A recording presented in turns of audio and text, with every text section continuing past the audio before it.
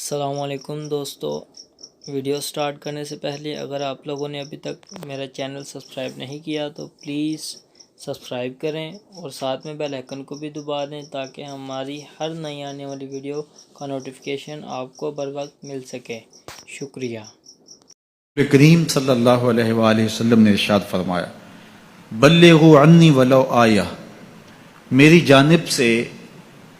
بات آگے پہنچاؤ، تبلیغ کرو، میری طرف سے دیا گیا پیغام، میری طرف سے تمہارے تک پہنچایا گیا کوئی قول، اس کو آگے روایت کرو، اگرچہ وہ ایک آیت ہی کیوں نہ ہو۔ وحدثوا عن بنی اسرائیل ولا حرج، اور بنی اسرائیل سے جو روایات اور جو حکایات مروی ہیں ان کو آگے روایت کر دو، اس میں کوئی حرج نہیں ہے۔ اسرائیلیات کو بھی روایت کر سکتے ہو جس میں لوگوں کا بھلا ہے، لوگوں کا فائدہ ہے، اصلاح پر مشتمل پچھلے انبیاء علیہم السلام کے واقعات ہیں اور لوگوں کے لیے ہدایت کا بہت کچھ سامان ہے اسرائیلیات میں سے، ان کو بھی روایت کرو، اور میری جانب سے بھی اگر تمہیں کوئی ایک آیت بھی پہنچے تو اس کو بھی آگے پہنچاؤ۔ لیکن ساتھ یہ بات ارشاد فرمائی، جس نے میرے اوپر کوئی جھوٹ باندھا جان بوجھ کے، وہ جانتا ہے کہ یہ جھوٹ ہے اور اس نے میری طرف سے اس کو روایت کر دیا، تو آقا کریم نے فرمایا کہ وہ اپنا ٹھکانہ جہنم میں بنا لے۔ تو حضور علیہ السلام کی حدیث کو روایت کرتے ہوئے پوری احتیاط کے دامن کو تھامنے کی ضرورت ہے کہ آج کل یہ سوشل میڈیا کا زمانہ ہے کہ جو بھی رتب و یاب سے آیا اس کو آگے روایت کر دیا، آگے اس کو شیئر کر دیا،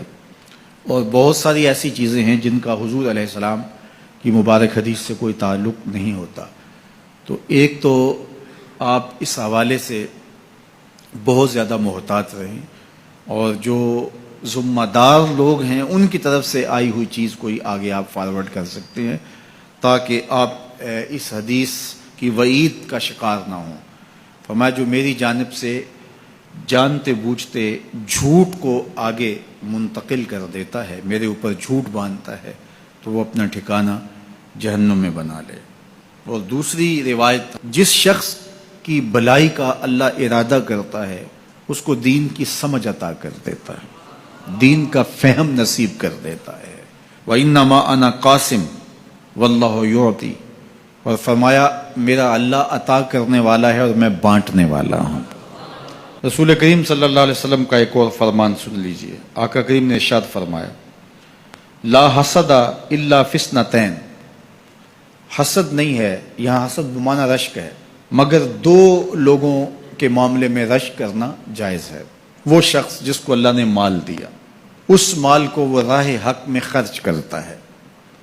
تو ایسے مالدار پر رشک کرنا جائز ہے۔ کاش کہ میں بھی صاحب مال ہوتا تو میں اس سے زیادہ خوبصورت مسجد تعمیر کرواتا، میں صاحب مال ہوتا تو میں اس طرح کے 10 مرکز تعمیر کروا دیتا۔ تو رشک کیا جا سکتا ہے، تو یہاں حسد بمعنی رشک ہے۔ تو فرمایا کہ